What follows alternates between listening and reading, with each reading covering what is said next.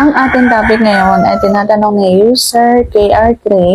Ang tanong niya ay, masarap ba kapag sinasagad kapag basang-basa? So yan ang ating pag-uusapan for today's video. Interesado ka bang malaman kung ano nga kasagot? Please keep on watching para bago yan. Kung bago ka pa lang sa akin channel, please consider to like this video and subscribe my channel.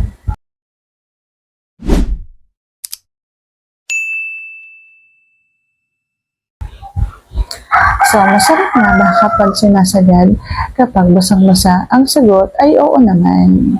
Lalo na kung kakayurin mo. Yung magkasagad mo tapos ikakayod mo pa.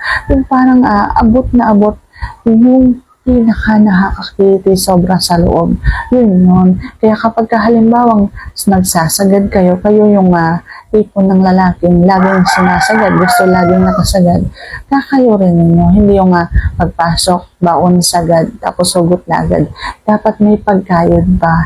Yung may pailalim pa na pagkayod. Ganon. So, mas masarap yun.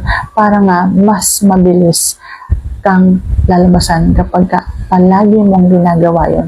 So, sana nasagot ko ng tama ang iyong tanong. And if you like this video, please consider to like this video and subscribe my channel. Thank you for watching. See you on my next vlog.